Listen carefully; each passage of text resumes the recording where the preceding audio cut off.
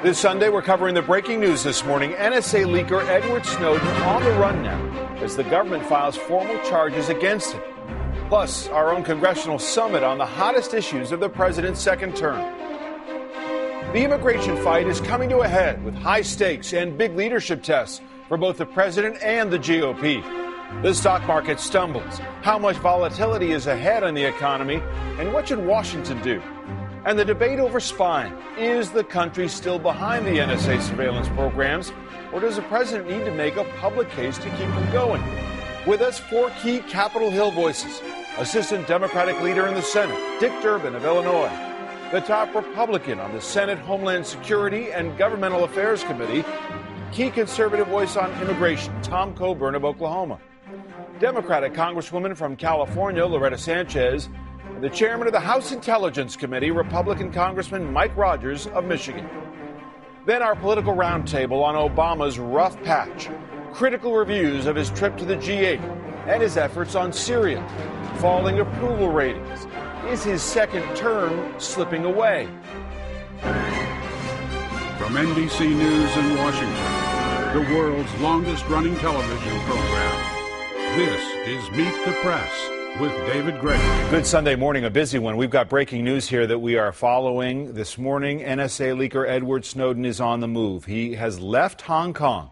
He boarded a commercial flight to Moscow a few hours ago. Final destination unknown, but he is expected to land in Moscow in just a few minutes. The Hong Kong government issued a defiant statement claiming the U.S. extradition request did not fully comply with Hong Kong law. And WikiLeaks posted a statement just moments ago saying Snowden is, quote, bound for a democratic nation via a safe route for the purposes of asylum and is being escorted by diplomats and legal advisors from WikiLeaks. That organization, as you know, responsible for other high-profile leaks of classified information. All of this as the U.S. has charged Snowden with espionage and the theft of government property and has made clear that they intend for him to face justice here in the United States. Many questions remain. We want to talk to the chairman of the House Intelligence Committee, Mike Rogers, who is with us exclusively this morning, in just a moment. But first, I want to bring in the man who actually broke the NSA surveillance story for the Guardian newspaper, columnist Glenn Greenwald. He's got additional information this morning. Glenn is in Brazil this morning, and I should point out there's a very big delay between us on the satellite, so I want to be mindful of that. And Glenn, so as I begin this morning, tell us where Snowden is, where he is ultimately headed.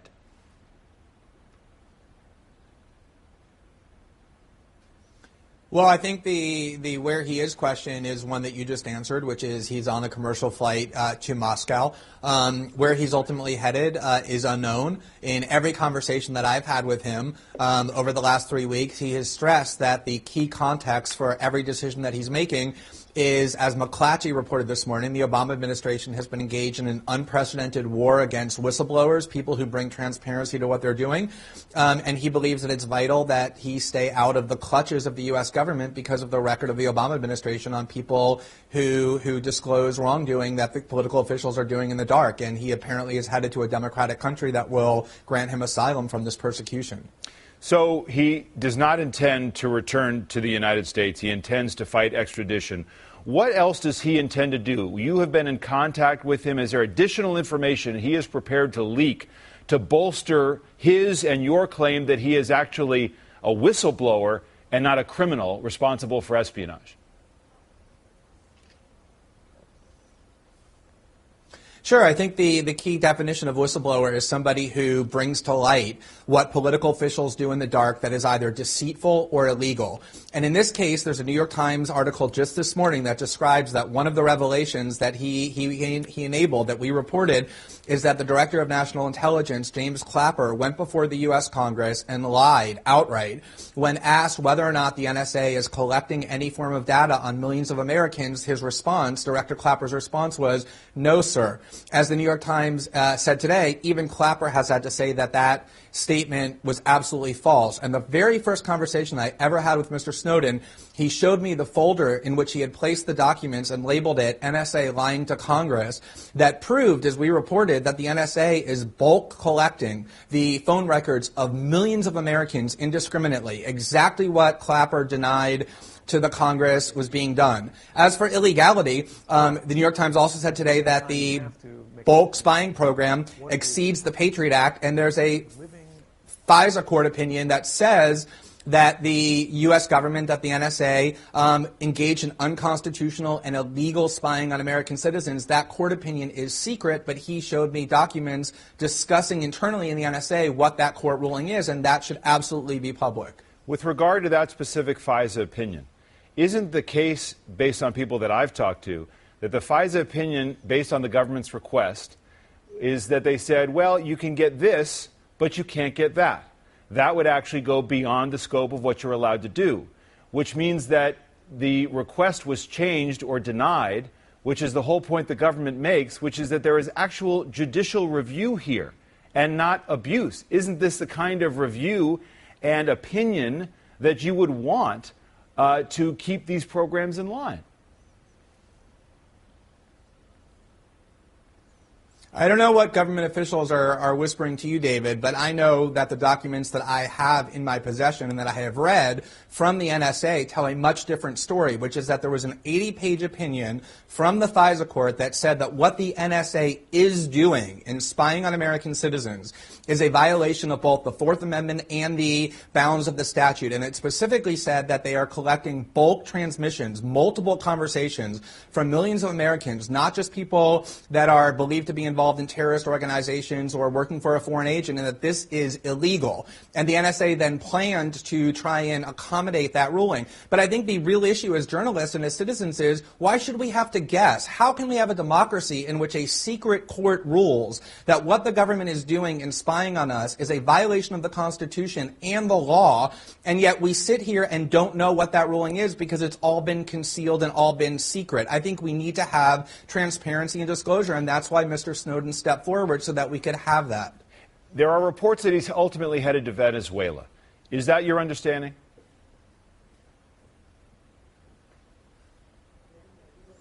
I'm not going to talk about where he's headed or what his plans are. I think it's up in the air. I'm not actually sure where he's headed, and he's my source for these stories. I'm not going to talk about where I think he's going. Well, that would meet the criteria for what he's outlining, what you've outlined this morning in terms of where he'd like to be.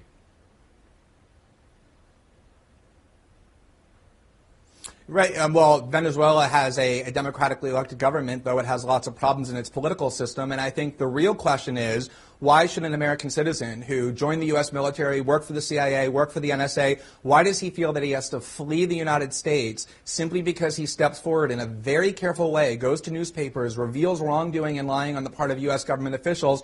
Why does he feel that he has to flee? And the McClatchy article this morning answers that question. It says the Obama administration has been unprecedentedly aggressive and vindictive in how it punishes and treats whistleblowers as enemies of the state. And I think that's really the question we need to be asking, is why are whistleblowers being treated in this fashion? You are a polemicist here. You have a point of view. You are a columnist. You're also a lawyer.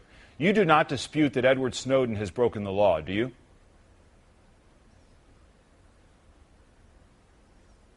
No, I think he's very clear about the fact that he did it because his conscience compelled him to do so, just like Daniel Ellsberg did 50 years ago when he released the Pentagon Papers and also admits that he broke the law. I think the question, though, is how can he be charged with espionage? He didn't work for a foreign government. He could have sold this information for millions of dollars and enriched himself. He didn't do any of that either. He stepped forward, and as we want people to do in a democracy, as a government official, learned of wrongdoing and exposed it so we could have a democratic debate about the spying system. Do we really want to put people like that in prison for life when all they're doing is telling us as citizens what our political officials are doing in the dark? Final question for you, but I'd like you to hang around. I just want to get Pete Williams in here as well. To the extent that you have aided and abetted Snowden, even in his current movements, why shouldn't you, Mr. Greenwald, be charged with a crime?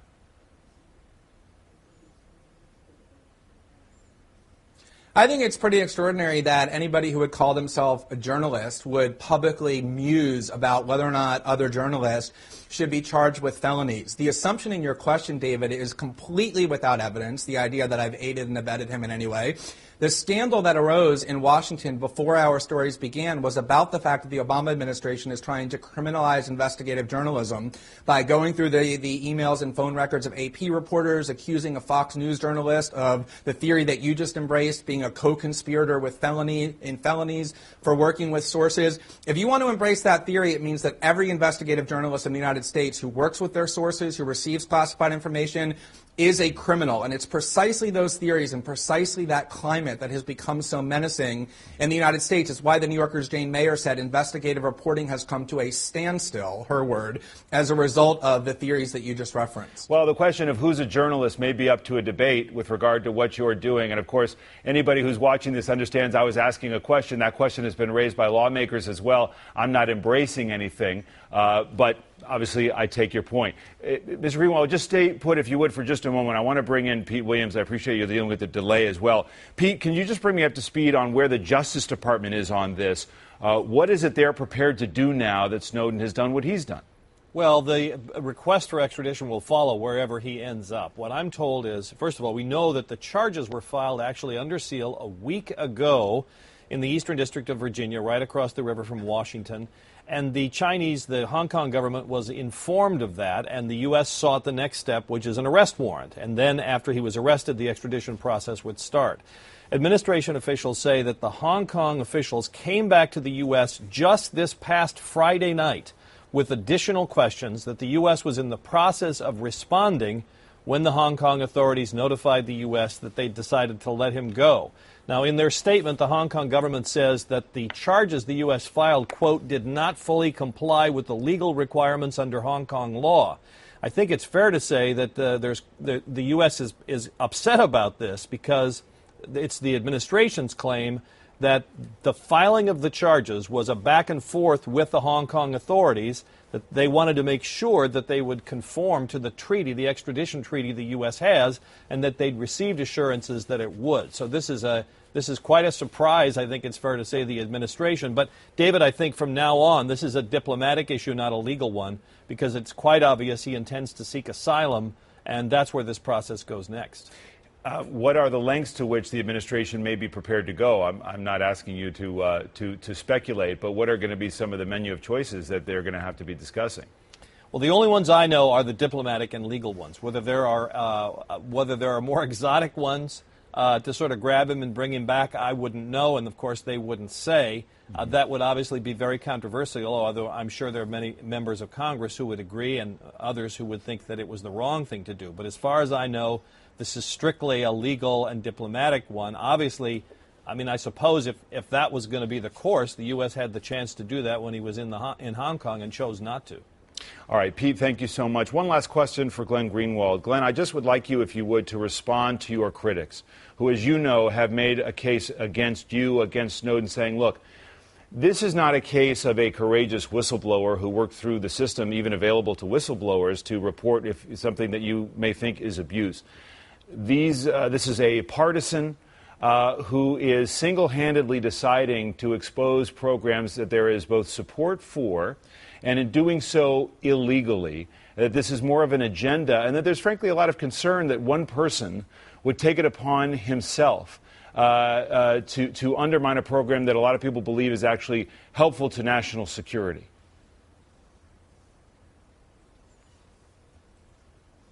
Right. This is what the U.S. government, the claim that you just referenced, has been saying for decades. As I said, they said the same thing about Daniel Ellsberg. They said the same thing about whoever leaked the Bush NSA eavesdropping program to the New York Times in 2005, or who told the Washington Post, Dana Priest, about CIA black sites. This is how the government always tries to protect themselves from transparency, is by accusing those who bring it of endangering national security. There's been nothing that has been revealed that has been remotely endangering of national security. The only people who have learned anything are the American people who have learned the spying apparatus is directed at them. But let me just quickly say, it isn't Edward Snowden who's making the decisions about what is published. He didn't just simply upload these documents to the internet or pass them to adversary governments, which is what he could have done had he been inclined or had his motive been to harm the United States. He came to two newspapers, The Guardian and The Washington Post, and said, I want you to be extremely careful about what it is that you publish and what it is that you don't publish. Only publish establish what Americans should know, but don't harm national security. And we have withheld the majority of things that he gave us pursuant not only to his instruction, but to our duty as journalists. That's what whistleblowers and journalists do every single day, David. That's how Americans have learned about wrongdoing on the part of the U.S. government, through this process. All right, Glenn Greenwald, I really appreciate you coming on this morning and for your views. Thank you very much. Joining me now, Democratic Senator from Illinois, the Assistant Majority Leader Dick Durbin, Republican Senator from Oklahoma Tom Coburn, Republican Congressman from Michigan, the Chair of the Intelligence Committee Mike Rogers, and the Democratic Congresswoman from California Loretta Sanchez. Welcome to all of you. I want to go through some of the hot topics on Capitol Hill right now and move through some of these things, but I got to start here with this breaking news, and let me go with you, Chairman Rogers. Reaction to what you've heard and to the developments this morning? Well, it's concerning. Obviously, what it appears to be as of today, that he is flying, will catch another flight from Moscow, many believe to Cuba. We know that there's air traffic from Moscow to Cuba, then on to Venezuela. And when you look at it, every one of those nations is hostile to the United States. I mean, if he could go to North Korea and Iran, he could round out his government oppression tour by Snowden. So you think about what he says he wants and what his actions are, it defies logic. He has taken information that does not belong to him. It belongs to the people of the United States. He has jeopardized our national security. I disagree with the reporter. Clearly, the bad guys have already changed their way. Remember, these are counterterrorism programs, essentially. And we have seen that bad guys overseas, terrorists who are committing and plotting attacks on the United States and our allies, have changed the way they operate. We've already seen that. To say that that is not harmful to the national security of the United States or our safety is just dead wrong. Glenn Greenwald mentioned a FISA opinion, some 8 pages long. He doesn't have the opinion, but he's got documents supporting it, essentially saying that the government overreached, went beyond its authority, and in fact, he says it can establish illegality, as opposed to what I suggested to him, which was it was a judicial review and then a change was made. What do you say? This is obviously why the program works. There is judicial review and there was judicial pushback, and rightly so. This is the problem with having a 1,000-piece puzzle, taking 3 or 4 pieces and deciding that you're now an expert on what that picture looks like. You're going to get it wrong. They're getting it wrong, and it's dangerous. So what happened was the court looked at it and said, because of a technical difficulty, you're collecting more information than you're allowed to collect. You have to fix it. They came back, they stopped collection, they went back, they reviewed it, they figured out how to correct that. That's exactly the kind of thing you want to do. And by the way, it was reported to Congress as well. We reviewed it. We agreed that they had over-collected, and we also agreed the mitigation, the way that they used technology to make sure they weren't collecting certain bits of information, was adhered to. That's the way you want a classified system to work when you're not trying to tell the bad guys how we do things. Before I bring everybody else in, what lengths should this administration go to track Snowden down? The diplomatic route, as Pete Williams reported on, could be very difficult if he ends up in Venezuela. You're chairman of the House Intelligence Committee. What should this administration do? They should use every legal avenue we have to bring him back to the United States. And listen, if he believes that he's doing something good, and by the way, he went outside all of the whistleblower avenues that were available to anyone in this government, including people who have classified information. We get 2 or 3 visits from whistleblowers every single week in the committee, and we investigate everyone thoroughly. He didn't choose that route. If he really believes he did something good, he should get on a plane, come back, and face the consequences of his actions. Is he gone? Do you think he's gone?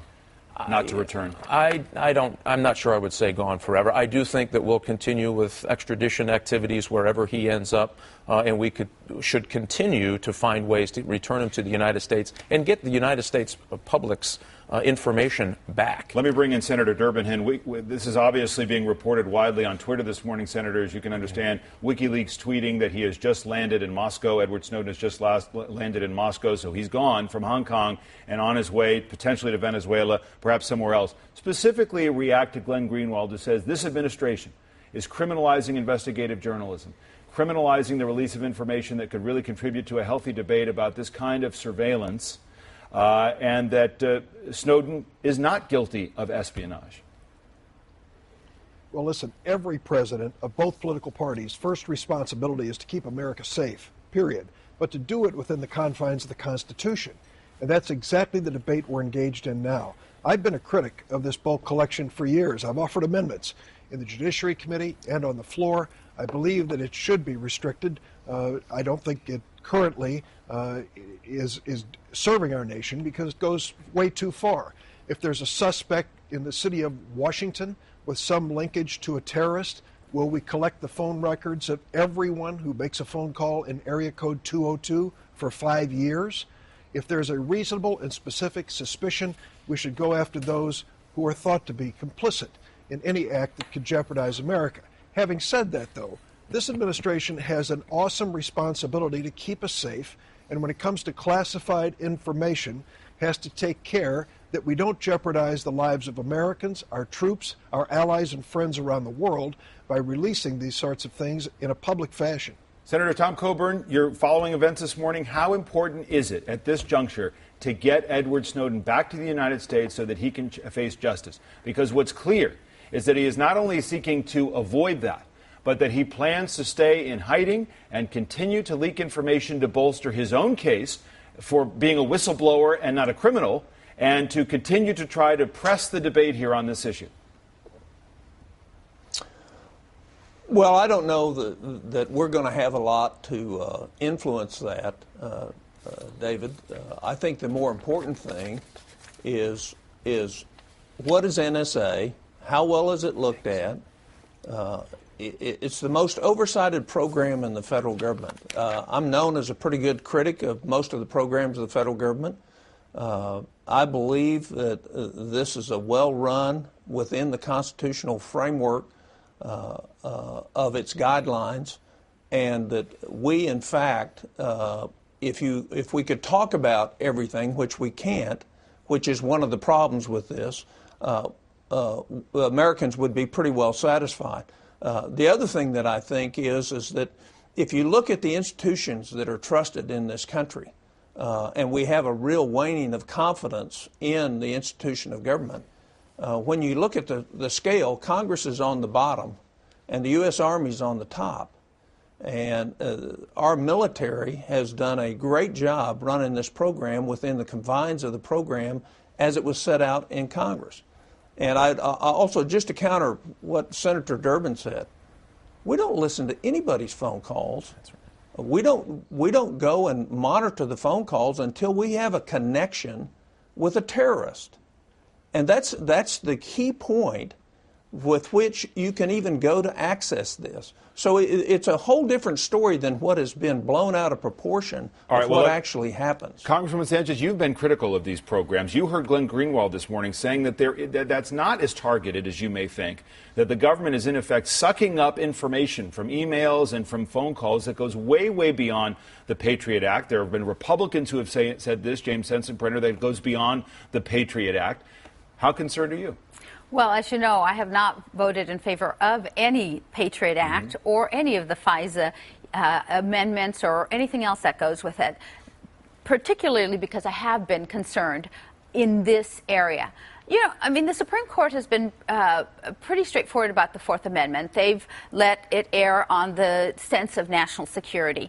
It's the Congress, actually, who can rein it in, but it's the Congress who's actually allowed it to be much broader and have collection happen. And my biggest point is that not everybody in the Congress is given access to what is really happening. And so when our American public says, hey, we don't know about this, and why are you doing this? I mean, maybe we can't tell everybody in our nation, but you would think that 435 members of the House and 100 senators should have access and ability to understand what the NSA is doing, what all the other agencies, intelligence agencies are doing, and actually have a good debate. And maybe it has to be behind closed doors, but certainly with all deference to our chairman here, he may have information. I doubt he has everything and knows everything. But certainly I am limited, even when I ask. What about Snowden? Do you think, as Glenn Greenwald does, that it's preposterous to charge him with espionage? Is that your view? Clearly, under the laws that the Congress has set and that the Supreme Court, under its prior rulings, he has broken the law. I mean, that's where we are. You'd like to see him brought to justice here in the United States? I am very worried about what else he has and what else he may put out there. I am worried about our national security. Chairman, let me bring you in on this. Senator Schumer saying this morning that there is some indication that Vladimir Putin, president of Russia, had advanced knowledge of Snowden's flight and his travel plans. What are the ramifications of that, if it's true? I wouldn't surprise me. I don't have information to that effect, but it wouldn't surprise me. Putin has been playing a thorn in the world side in Syria. We think that they may not be playing honest with their adherence to the nuclear treaty. They're very aggressive around the world trying to regain their influence. They've modernized their nuclear fleet. Listen, Russia is a country that wants to get back on the world stage, and I don't think they really care if they do it in a way that's in the best interests of good citizenship around the world. This shouldn't surprise us. They have a very aggressive intelligence operation in the United States. I'm sure they would love to have a little bit of coffee and a few conversations with Mr. Snowden. That's why this is so serious and why we need to be so aggressive about making sure that people understand the difference between somebody who betrays their country and gives secrets away that will protect American lives at the expense for whatever he hopes to gain in the company of the Russians, in the company of the Chinese intelligence services, in the company of what you can only imagine is Cuban and Venezuelan intelligence services. Senator Durbin, Howard Dean, a progressive who ran for president, of course, at a time when there were progressives meeting out west this weekend in the Netroots conference. He said something on Thursday that I want to show and get your reaction to. This is about what the president ought to do. He said, I think the American people are willing to give us some privacy, give up some privacy in exchange for safety, but I think the president has to essentially ask our permission. The reason this country works is because we are governed with the consent of the governed. I think the American people support the president, but he's got to go on television and explain what the program is, why he thinks we need it, and what it has accomplished. Do you think the president needs to do more now to keep Americans on board with what we're doing? Well, the president's already started that. He had the first meeting with the Civil Liberties Oversight Board, which has that specific responsibility within the federal government. There should be more activity, more statements by the president, and engage the public. To go back to Senator Coburn's point, I never said that they had access to the conversations, only to the phone records, but it's still a significant piece of information about each of us. David, we live in a world where people are tweeting every random thought that comes into their head and going to Facebook every night and disclosing things about their personal lives. We are sacrificing, giving up voluntarily our privacy, the public sector and private sector gathering information which could limit our privacy, and it's time for a national conversation. Where should we draw these lines? I want to switch gears. I've just got a couple of minutes left. Again, I appreciate you all bearing with me the fact that this breaking news has come up. But Senator Coburn, let me get your views on immigration right now at a critical time as we're heading toward a vote. As the Senate is moving on this, the House will take it up. What do you think in the end we're going to end up with, if anything, on immigration reform?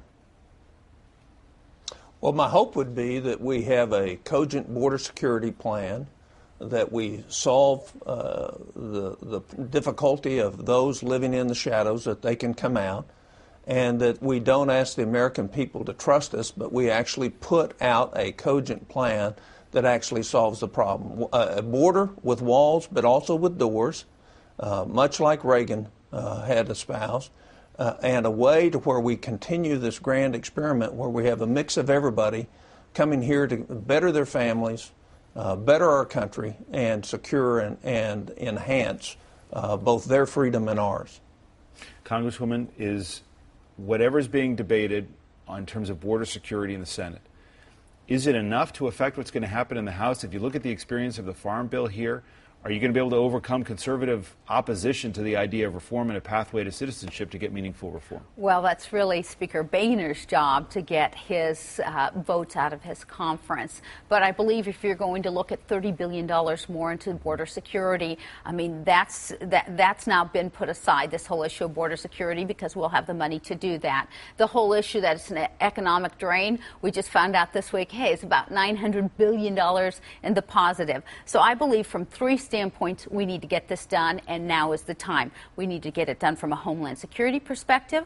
We need to get it done because it's better for our economy, and we need to get it done because it's about traditional American family values, keeping our families together. These are families that are deacons in our church, PTA moms, Little League coaches. They are part of our American fabric already. All right, we're going to leave it there. Again, I appreciate there's other topics that I wanted to cover, including the economy and more on immigration, but we've run out of time, and especially with this Snowden news. Chairman, Congresswoman, thank you. Senators, thank you both. Look forward to having you back on soon to talk about some of these other issues. We're going to come back here with our political roundtable. It's been a rough ride for the president of late. He's had these controversies surrounding the IRS and obviously the NSA surveillance stories, just to name a few, and we're only 5 months past the inauguration. Is the second term now starting to slip away? We're going to talk about the politics with our roundtable. Former press secretary for the president, Robert Gibbs, Republican strategist Mike Murphy, the Democratic mayor of Atlanta, Kasim Reed, former chair and CEO of HP, Carly Fiorina, and NBC's chief White House correspondent and political director, Chuck Todd, here as well. We're coming right back after this. Meet the Press is brought to you by the Boeing Company.